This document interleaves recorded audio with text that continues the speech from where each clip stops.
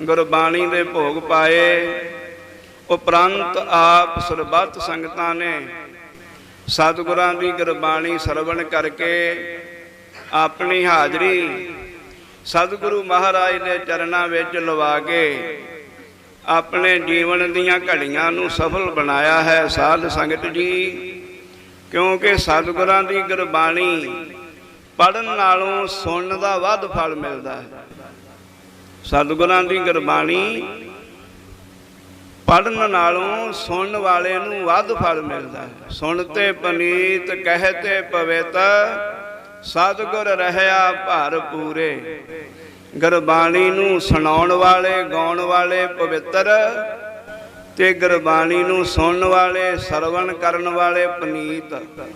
पवित्र पवित्र पवित्र पनीत तीन वार पवित्र शब्द आवे ते एक वार पनीत शब्द बनता है। साध संगत जी गुरबाणी नूं पढ़न दा एक गुणा फल है ते गुरबाणी नूं सरवण करन दा 3 गुणा फल है।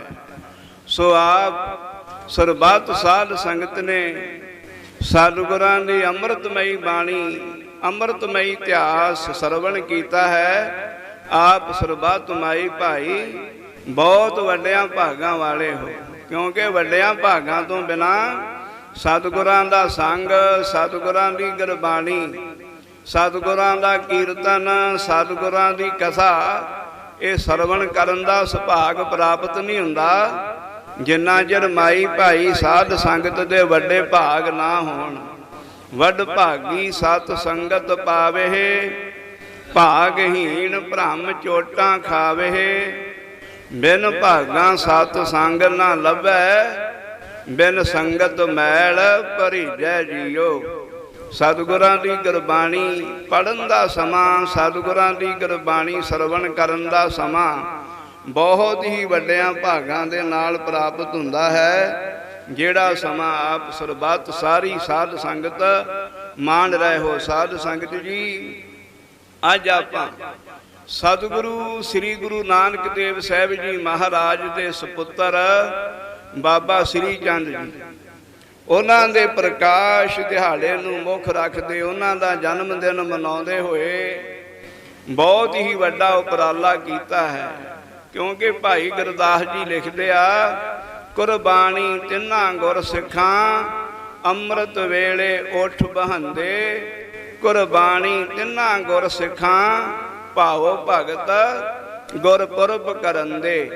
सतगुरां दे इतिहासक दिहाड़े मनाउणे सतगुरां दे प्रकाश दिहाड़े मनाउणे सतगुरां दे शहीदी दिहाड़े मनाउणे भाई गुरदास जी लिखदे बहुत वड्डे गुरमुखां दा उपराला है। जुड़े हुए गुरु के सिख दा उपराला है। साध संगत जी जिस तरह बाबा श्री चंद जी बहुत ही वड्डे संत होए आ। साध संगत जी सुखमनी साहिब दे विच जदों आपां जाप करदे आ ना ते सतगुरु जी बख्शिश करदे ब्रह्म ज्ञानी की दृष्ट अमृत बरसी।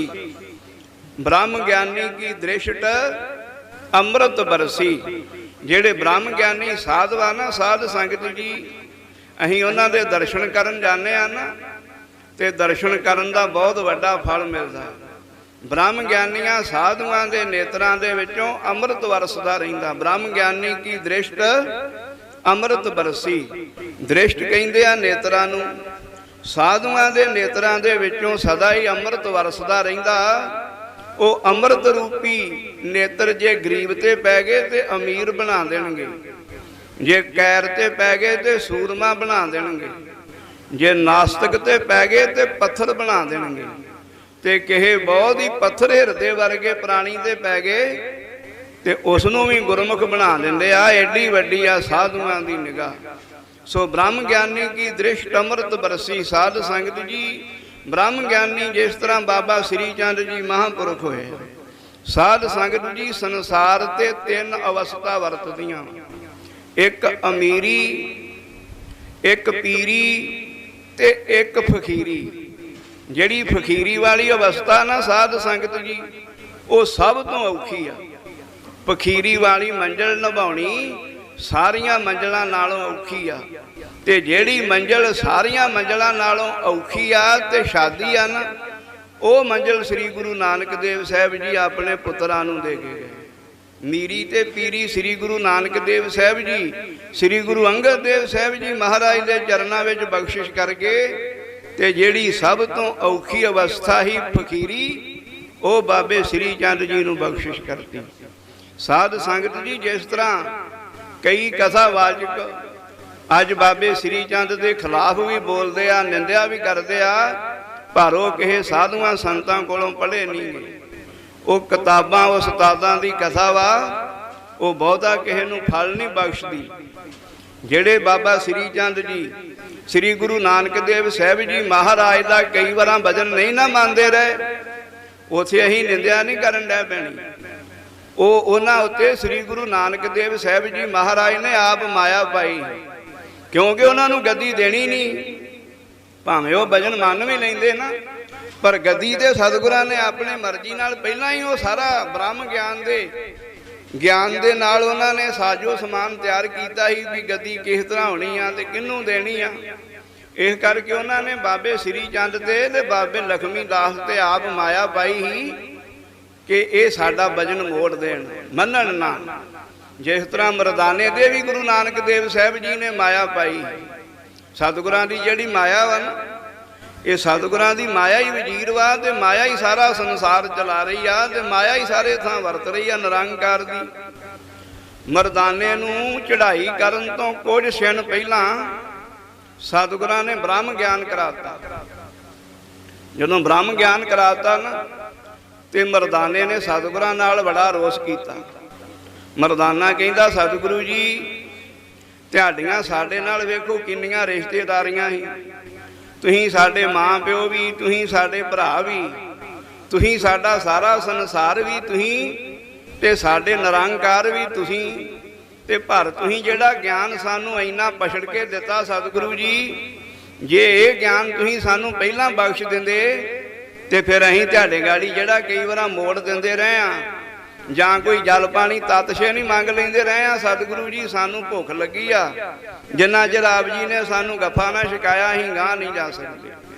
ਮਰਦਾਨਾ ਜੀ ਕਹਿੰਦੇ, ਸਤਿਗੁਰੂ ਜੀ, ਜਿਹੜੇ ਅਸੀਂ ਇੱਦਾਂ ਦੇ ਆਪ ਜੀ ਦੇ ਨਾਲ ਕਈ ਸਵਾਲ ਜਵਾਬ ਕਰਦੇ ਰਹੇ ਆ, ਉਹਨਾਂ ਦਾ ਸਾਨੂੰ ਗੁਨਾਹ ਲੱਗ ਜੂਗਾ। ਤੇ ਜੇ ਤੁਸੀਂ ਇਹ ਗਿਆਨ ਦੀ ਬਖਸ਼ਿਸ਼ ਸਾਨੂੰ ਪਹਿਲਾਂ ਕਰ ਦਿੰਦੇ, ਤੇ ਸਾਨੂੰ ਪਹਿਲਾਂ ਹੀ ਨਿਰੰਕਾਰ ਦੇ ਦਰਸ਼ਨ ਹੋ ਜਾਣੇ ਸੀ, ਤੇ ਅਸੀਂ ਆਪ ਜੀ ਦਾ ਕੋਈ ਭਜਨ ਮੋੜਨਾ ਨਹੀਂ, ਤੇ ਫਿਰ ਅਸੀਂ ਗੁਨਾਹਗਾਰ ਨਹੀਂ ਬਣਨਾ। ਫਿਰ ਸਤਿਗੁਰੂ ਨਾਨਕ ਦੇਵ ਸਾਹਿਬ ਜੀ ਕਹਿਣ ਲੱਗੇ, ਮਰਦਾਨਿਆ, ਤੈਨੂੰ ਇਹ ਜਿਹੜਾ ਤੂੰ ਸਾਡੇ ਗਾੜੀ ਬੋਲਦਾ ਰਿਹਾ ਵਾ, ਕਈ ਵਾਰਾਂ ਭੁੱਖ ਤੋਂ, ਕਈ ਵਾਰਾਂ ਤੇਹ ਤੋਂ ਦੁਖੀ ਹੋ ਕੇ ਤੂੰ ਕੋਈ ਸਵਾਲ ਜਵਾਬ ਕਰਦਾ ਰਿਹਾ ਨਾ, ਉਹ ਤੇਰੇ ਉੱਤੇ ਅਸੀਂ ਆਪ ਹੀ ਮਾਇਆ ਪਾਈ। ਮਾਇਆ ਤਾਂ ਕਰਕੇ ਪਾਈ ਸੀ, ਜੇ ਤੂੰ ਬੋਲਦਾ ਨਾ ਸਾਡੇ ਗਾੜੀ, ਜੇ ਤੂੰ ਸਾਡੇ ਗਾੜੀ ਨਾ ਬੋਲਦਾ, ਜਿੱਧਰ ਨੂੰ ਅਸੀਂ ਤੈਨੂੰ ਘਲਾਉਂਦੇ ਸੀ ਨਾ ਜਾਂਦਾ, ਤੇ ਫਿਰ ਇਹ ਸਾਖੀਆਂ ਕਿੱਦਾਂ ਬਣਨੀਆਂ ਸੀ? ਜੇ ਸਾਖੀਆਂ ਨਾ ਬਣਦੀਆਂ ਤੇ ਸੰਸਾਰ ਦਾ ਭਲਾ ਕਿੱਦਾਂ ਹੋਣਾ ਸੀ? ਸ੍ਰੀ ਗੁਰੂ ਨਾਨਕ ਦੇਵ ਸਾਹਿਬ ਜੀ ਕਹਿੰਦੇ, ਮਰਦਾਨਿਆ, ਇਹ ਮਾਇਆ ਤੇਰੇ ਉੱਤੇ ਤਾਂ ਪਾਈ ਸੀ, ਆਪਾਂ ਸਾਖੀਆਂ ਬਣਾਉਣੀਆਂ ਸੀ। ਇਹ ਸਾਖੀਆਂ ਜਿਹੜਾ ਕਲਯੁਗ ਦੇ ਵਿੱਚ ਪੜੂਗਾ, ਸੁਣੂਗਾ, ਉਹਦਾ ਉਧਾਰ ਹੋਊਗਾ, ਉਹਦੀ ਕਲਿਆਣ ਹੋਊਗੀ। ਤਾਂ ਕਰਕੇ ਤੇਰੇ ਉੱਤੇ ਮਰਦਾਨਿਆਂ ਮਾਇਆ ਪਾਈ। ਇਸ ਕਰਕੇ ਜਿਹੜਾ ਉਹ ਕਈ ਵਾਰਾਂ ਬਾਬਾ ਸ੍ਰੀ ਚੰਦ ਜੀ ਸਤਿਗੁਰਾਂ ਦਾ ਭਜਨ ਮੋੜ ਵੀ ਦਿੰਦੇ ਸੀ, ਉਹ ਕੋਈ ਸਤਿਗੁਰਾਂ ਦੀ ਆਪਣੀ ਮਾਇਆ ਸੀ, ਉਹਨਾਂ ਦਾ ਆਪਣਾ ਗਿਆਨ ਸੀ। ਸ੍ਰੀ ਚੰਦ ਜੀ ਬਹੁਤ ਵੱਡੇ ਸਤਿਕਾਰਯੋਗ ਸਿੱਖੀ ਦੇ ਵਿੱਚ ਸਾਧੂ ਹੋਏ ਆ। ਸਾਧ ਸੰਗਤ ਜੀ, ਧੰਨ ਧੰਨ ਗੁਰੂ ਹਰਗੋਬਿੰਦ ਸਾਹਿਬ ਜੀ ਮਹਾਰਾਜ 6ਵੇਂ ਪਾਤਸ਼ਾਹ ਜੀ ਨੇ ਆਪਣੇ ਪੁੱਤਰ ਦਿੱਤੇ ਆ ਬਾਬਾ ਸ੍ਰੀ ਚੰਦ ਜੀ। ਹੁਣ ਵੇਖੋ ਸਾਧ ਸੰਗਤ ਜੀ, ਪੁੱਤਰ ਕੋਈ ਕਿਸੇ ਨੂੰ ਅਰਦਾਸਾਂ ਨਹੀਂ ਕਰਾ ਸਕਦਾ।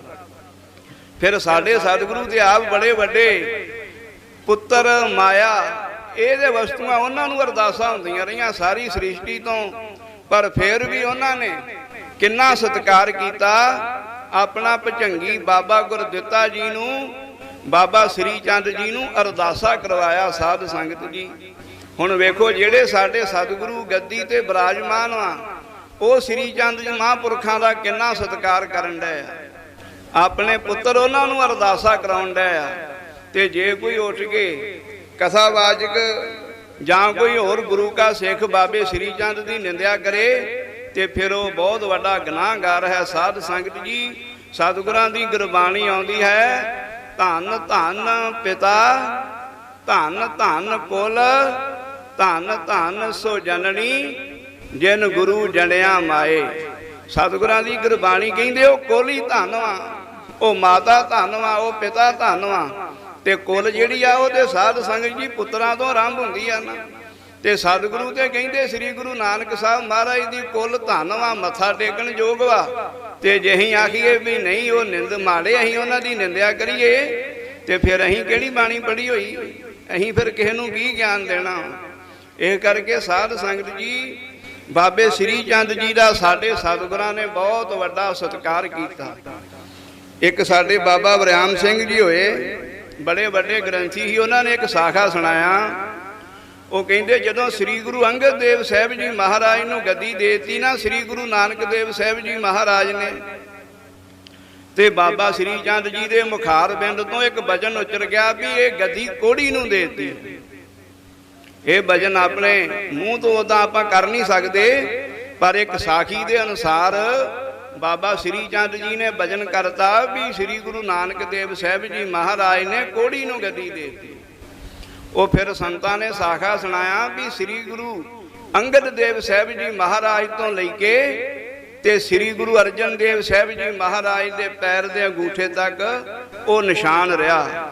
ਜਦੋਂ ਸ੍ਰੀ ਗੁਰੂ ਅਮਰਦਾਸ ਜੀ ਮਹਾਰਾਜ ਸੁਖ ਲੈਂਦੇ ਸੀ ਤੇ ਸ੍ਰੀ ਗੁਰੂ ਅੰਗਦ ਦੇਵ ਸਾਹਿਬ ਜੀ ਮਹਾਰਾਜ ਸੁਖ ਲੈਂਦੇ ਸੀ ਤੇ ਸ੍ਰੀ ਗੁਰੂ ਅਮਰਦਾਸ ਮਹਾਰਾਜ ਉਹਨਾਂ ਦਾ ਅੰਗੂਠਾ ਆਪਣੇ ਮੂੰਹ 'ਚ ਪਾ ਕੇ ਤੇ ਫਿਰ ਕਈ ਵਾਰਾਂ ਵਿੱਚੋਂ ਰਾਧ ਕੱਢਦੇ ਹੀ ਤੇ ਫਿਰ ਸਤਿਗੁਰਾਂ ਨੂੰ ਸੁਖ ਮਿਲਦਾ ਹੈ।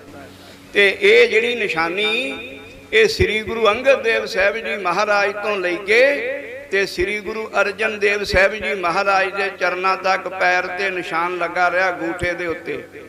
ਫਿਰ ਜਦੋਂ ਬਾਬਾ ਬੁੱਢਾ ਸਾਹਿਬ ਜੀ, ਭਾਈ ਗੁਰਦਾਸ ਜੀ, ਹੋਰ ਸਿੱਖਾਂ ਸੰਗਤਾਂ ਨੇ ਸਤਿਗੁਰਾਂ ਨੂੰ ਬੇਨਤੀ ਕੀਤੀ, ਸਤਿਗੁਰੂ ਜੀ 24 ਘੰਟਿਆਂ ਦੇ ਵਿੱਚ 24,000 ਸਵਾਸ ਆਉਂਦਾ ਹੈ ਤੇ 24,000 ਵਾਰਾਂ ਵਾਹਿਗੁਰੂ ਦਾ ਨਾਮ ਨਹੀਂ ਜਪਿਆ ਜਾਂਦਾ। ਕਿਸੇ ਵੇਲੇ ਕੋਈ ਕੰਮ ਧੰਦਾ ਪੈ ਗਿਆ, ਕਿਸੇ ਵੇਲੇ ਕੋਈ ਕਿਸੇ ਨਾਲ ਬਚਨ ਬਲਾਸ ਕਰਨ ਡੈ ਪਏ ਤੇ ਤੁਸੀਂ ਬਹੁਤ ਵੱਡੇ ਸਤਿਗੁਰੂ ਜੇ ਕੋਈ ਐਸੀ ਗੁਰਬਾਣੀ ਉਚਾਰਨ ਕਰੋ ਜਿਹੜੀ ਗੁਰਬਾਣੀ ਦਾ ਇੱਕ ਰਾਂ ਜਾਪ ਕੀਤਿਆਂ 24,000 ਸਵਾਸ ਲੇਖੇ ਲੱਗ ਜੇ। ਫਿਰ ਭਾਈ ਗੁਰਦਾਸ ਜੀ ਤੇ ਬਾਬਾ ਬੁੱਢਾ ਸਾਹਿਬ ਜੀ ਅਤੇ ਹੋਰ ਸਿੱਖ ਸੰਗਤਾਂ ਦੇ ਕਹਿਣ ਉੱਤੇ ਸ੍ਰੀ ਗੁਰੂ ਅਰਜਨ ਦੇਵ ਸਾਹਿਬ ਜੀ ਮਹਾਰਾਜ ਨੇ ਸ੍ਰੀ ਸੁਖਮਨੀ ਸਾਹਿਬ ਜੀ ਦੀ ਬਾਣੀ ਆਰੰਭ ਕੀਤੀ। ਫਿਰ ਜਦੋਂ ਸਤਿਗੁਰਾਂ ਦਾ ਫੁਰਨਾ ਆਇਆ ਕਿ ਜੇ ਸਾਡੇ ਪੈਰ ਦਾ ਇਹ ਜਿਹੜਾ ਜ਼ਖਮ ਆ ਇਹ ਠੀਕ ਨਾ ਹੋਇਆ ਤੇ ਸੁਖਮਨੀ ਸਾਹਿਬ ਕਿੱਦਾਂ ਬਣੂਗਾ। ਸੁਖਮਨੀ ਦਾ ਅਰਥ ਹੁੰਦਾ ਵਾ ਸੁੱਖਾਂ ਦੀ ਰੋਸ਼ਨੀ। ਤੇ ਸਤਿਗੁਰਾਂ ਨੇ ਫੁਰਨਾ ਕੀਤਾ ਜਿਹੜਾ ਬਚਨ ਬਾਬੇ ਸ੍ਰੀ ਚੰਦ ਨੇ ਛੱਡਿਆ ਨਾ ਸ੍ਰੀ ਗੁਰੂ ਅੰਗਦ ਦੇਵ ਸਾਹਿਬ ਜੀ ਮਹਾਰਾਜ ਨੂੰ, ਉਹ ਬਚਨ ਜਿਹੜਾ ਵਾ ਮਾਫ ਕਰਾਉਣਾ ਪੈਣਾ ਵਾ ਤੇ ਫਿਰ ਸੁਖਮਨੀ ਸਾਹਿਬ ਸੁੱਖਾਂ ਦੀ ਮਣੀ ਬਣਨੀ ਹੈ। ਕਈ ਕਹਿੰਦੇ ਆ ਬਾਣੀ ਰੁਕ ਗਈ ਆ, ਬਾਣੀ ਰੁਕੀ ਨਹੀਂ। ਸਤਿਗੁਰਾਂ ਨੇ ਸੁੱਖਾਂ ਦੀ ਮਣੀ ਆਪਣੇ ਗੂਠੇ ਵਾਲਾ ਜ਼ਖਮ ਜਿਹੜਾ ਸੀ ਉਹ ਸ੍ਰੀ ਚੰਦ ਕੋਲੋਂ ਮਾਫ ਕਰਾਉਣਾ ਹੀ, ਬਾਣੀ ਨਹੀਂ ਰੁਕੀ। ਫਿਰ ਸ੍ਰੀ ਗੁਰੂ ਅਰਜਨ ਦੇਵ ਸਾਹਿਬ ਜੀ ਮਹਾਰਾਜ ਜਦੋਂ ਬਾਬਾ ਸ੍ਰੀ ਚੰਦ ਜੀ ਨੂੰ ਮਿਲਣ ਆਏ ਨਾ ਤੇ ਬਾਬਾ ਸ੍ਰੀ ਚੰਦ ਦਾ ਸਮਾਧਾ ਬੜਾ ਵੱਡਾ ਹੈ। ਜਿਸ ਤਰ੍ਹਾਂ ਸ਼ਿਵ ਜੀ ਭਗਵਾਨ ਵਾ ਨਾ, ਸ਼ਿਵ ਜੀ ਭਗਵਾਨ ਦਾ ਸਮਾਧਾ ਬੜਾ ਵੱਡਾ। ਉਹਨਾਂ ਦੇ ਸਮਾਧੇ ਦਾ ਜ਼ਿਕਰ ਆਦ ਸਤਿਗੁਰਾਂ ਦੀ ਗੁਰਬਾਣੀ ਵਿੱਚ ਵੀ ਆਉਂਦਾ ਤੇ ਦਸਮ ਸਤਿਗੁਰਾਂ ਦੀ ਬਾਣੀ ਵਿੱਚ ਵੀ ਆਉਂਦਾ। ਸਮਾਧਾ ਬਹੁਤ ਹੀ ਵੱਡਾ ਸ਼ਿਵ ਜੀ ਭਗਵਾਨ ਦਾ। ਰੁਦਰ ਧਿਆਨ ਗਿਆਨ ਸਤਿਗੁਰ ਕੇ ਕਬ ਜਨ ਭਲ ਉਨਹਿ ਜੋ ਗਾਵੈ। ਰੁਦਰ ਵੀ ਸ਼ਿਵ ਜੀ ਭਗਵਾਨ ਨੂੰ ਕਹਿੰਦੇ ਆ। ਸ਼ਿਵ ਜੀ ਭਗਵਾਨ ਦੇ ਸਮਾਧੇ ਦਾ ਬਾਣੀ ਵਿੱਚ ਬਹੁਤ ਵਾਰ ਜ਼ਿਕਰ ਆਉਂਦਾ।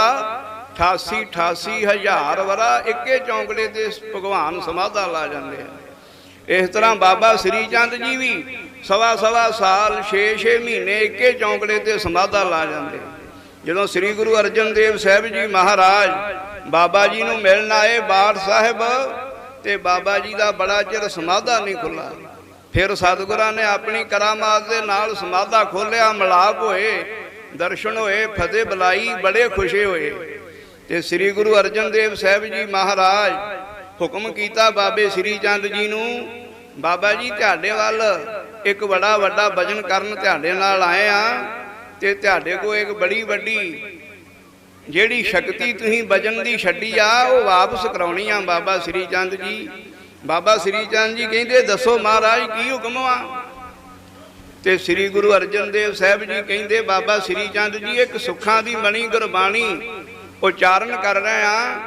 ओह गुरबाणी दे विच तुहाडे कोलों कोई शब्द लिखाउणा वा, कोई शब्द अंकित कराउणा वा।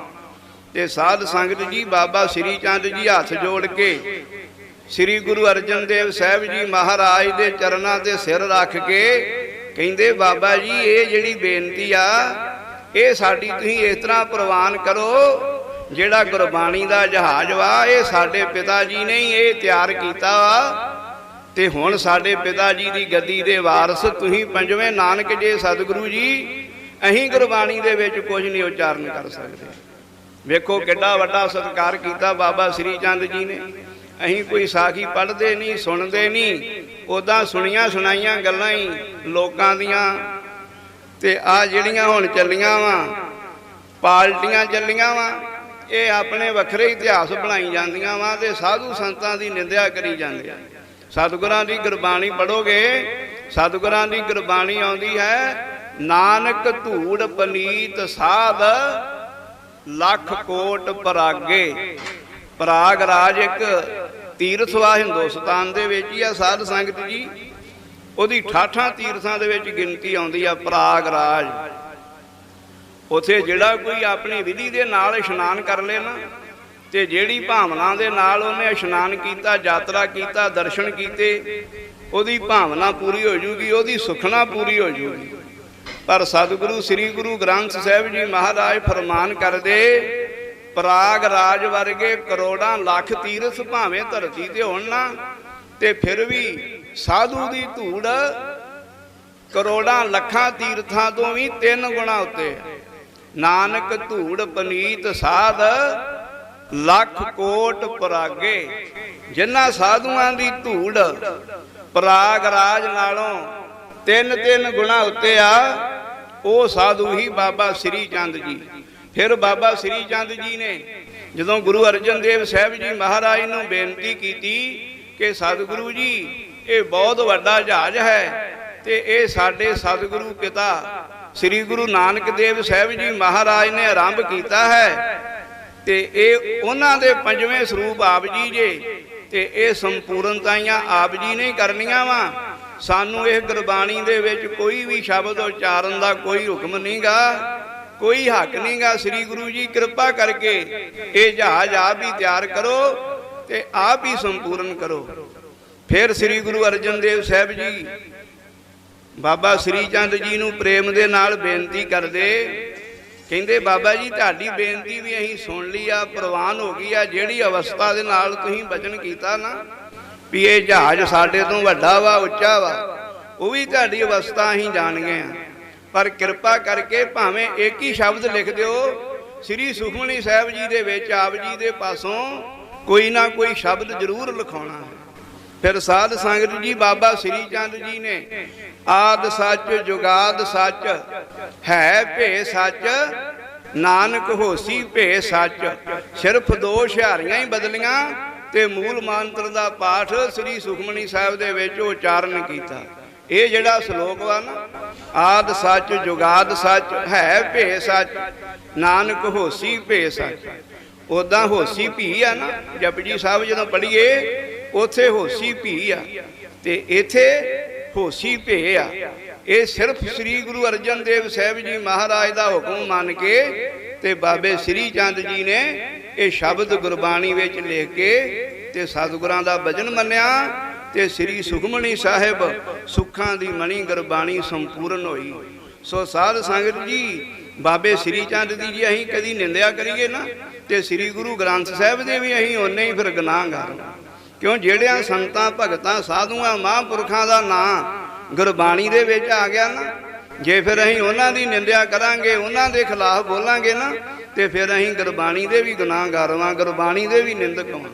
सो साध संगत जी बाबा श्री चंद जी दी बहुत ही वड्डी देन उदासीन पंथ जिहड़ा चलिया ये बाबा श्री चंद जी देन है। बहुत वड्डे फकीर होए बाबा श्री चंद जी। जदों गुरु हरगोबिंद साहब जी महाराज ने श्री गुरु हरगोबिंदपुर वाला जंग लड़िया ना, ते बाबा जी नूं बेनती की कि बाबा जी बड़ा वड्डा सच ते झूठ दा धर्म दा जंग आरंभ करन लगे हाँ, ते आप कृपा करके ते साडी मदद करो। ते बाबा श्री चंद जी सतगुरां नूं बेनती करदे गुरु हरगोबिंद साहब जी नूं, कहंदे महाराज अहीं ते फकीर वां, अहीं ते फकीरी अवस्था धारण कर ली आ, अहीं ते हुण शस्त्र नहीं चुक सकदे, ते अहीं जंग दे विच आप जी दी की मदद करांगे। ते गुरु हरगोबिंद साहब जी महाराज बेनती करदे बाबा श्री चंद जी नूं, बाबा जी तुसीं शस्त्र नहीं चुकने, शस्त्र अहीं जो चुके आ, तुसीं दे सिर्फ साडा अरदासा करना, साडे नां दा अरदासा करना, साडे नां दी तपस्या करनी, साडे नां दा तप करके सतगुरां अगे अरदासा करना कि सतगुरु जी सच दी पंथ दी श्री गुरु नानक देव साहब जी महाराज दे घर दी जित हो जाए। वो उत्थे अस्थान भी साध संगत जी हाजर वा, जिहड़े अस्थान ते बाबा श्री चंद ते श्री गुरु हरगोबिंद साहब महाराज दे भजन होए, वो चीमियां दे लागे एक छोटा जिहा गुरद्वारा भी बनया। जे किसी सिंह ने दर्शन करने होण ते वो दर्शन भी कर सकदा।